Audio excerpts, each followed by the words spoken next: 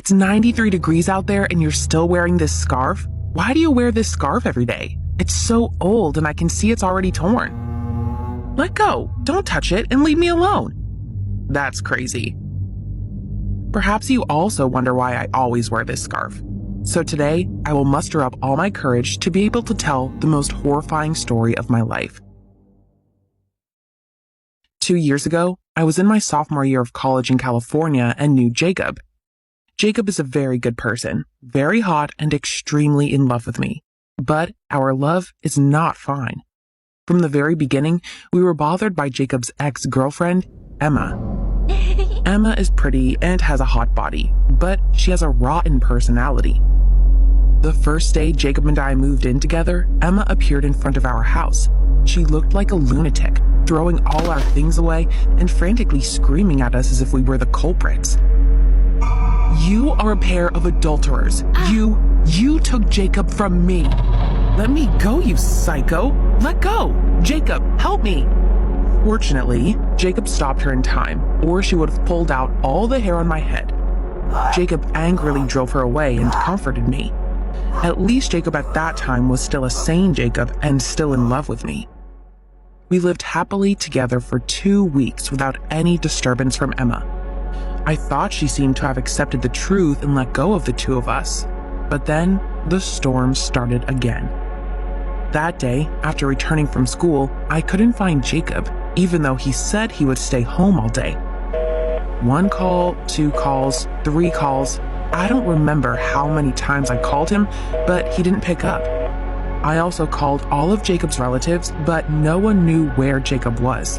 I began to have bad premonitions in my mind. I tried to go to the places where Jacob was most likely to go, but couldn't find him. So I went home and prayed to Jacob, hoping that he would return tomorrow. All that night, I tormented myself and could not sleep. Suddenly, I was startled when I heard the doorbell ring in a hurry. I ran down to open the door, surprised to see Jacob, who was sloppy breathing in a state of extreme panic. Oh my God, Jacob, what's wrong? Come in, quickly.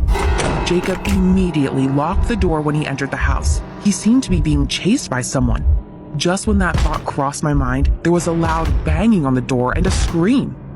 Jacob, you can't leave me. Jacob, open the door. If you don't come with me, you'll be in excruciating pain. No, go away. Otherwise, I will call the police. You'll pay the price for leaving me. Everything finally quieted down after Emma said that curse. I have never seen Jacob so scared. He looks like he just went through a life or death battle. There is even a cut on his left wrist. I quickly bandaged the wound and reassured him. Jacob then said that Emma kidnapped him and did something very scary. I don't know what Emma did to Jacob, but the following days were hell for us, especially for Jacob. Early the next morning, Jacob was like a lost soul. He got up and started mumbling something. Emma, have to find Emma. Emma. Just as he was about to leave the bed, I grabbed Jacob's hand. Jacob seemed to wake up, but he couldn't remember what he said back then. But that was only the first day with very minor strange symptoms. The next days were disastrous. Jacob refused to eat anything. Every time he ate something, he vomited it all up.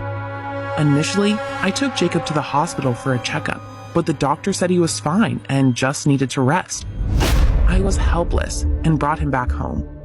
Jacob's symptoms got worse and worse. He kept screaming and demanding to find Emma. Emma, if I don't meet Emma, I'll die. Emma. Jacob, please, wake up, Jacob. Jacob! I had no choice but to knock him out and lock him in the guest room. I tried to contact Emma and question her, but she always asked me to hand Jacob over to her. I honestly couldn't do that, and that's when I decided to find a way to free Jacob myself. I contacted everyone I knew, but to no avail. Jacob is getting thinner and thinner. He was frantically screaming, scratching the door repeatedly, making my heart so painful. Emma, have to find Emma. Emma! The door to the room was now covered with scratches mixed with Jacob's blood. I still try to find a way to save Jacob every day, but everything seems to pull me to the dead edge. Jacob was lying on the bed, his eyes darkened from sleepless days. He was still unconsciously muttering the name of that cruel woman. I couldn't help but feel sorry for Jacob's situation, so I picked up the phone to call Emma for help. Moments later, Emma was at my house. Seeing Jacob's situation, Emma also panicked.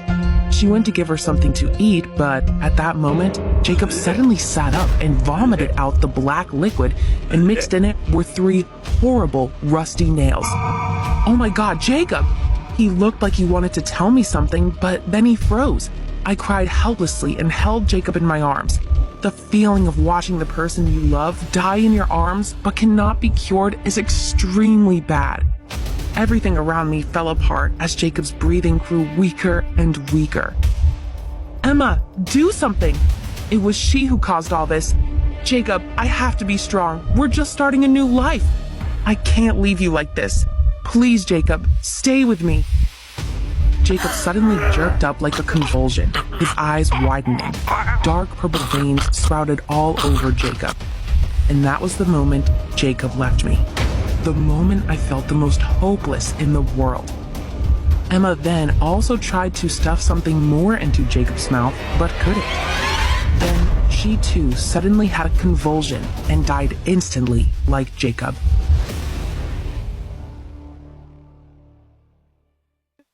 After Jacob's death, I fell into contemplation and melancholy. I always put on the red scarf he gave me on our first date. Until then, I was learning about love spell and knew that there was such a scary thing in the world, and it was probably what Emma did to Jacob that caused him to die a painful death.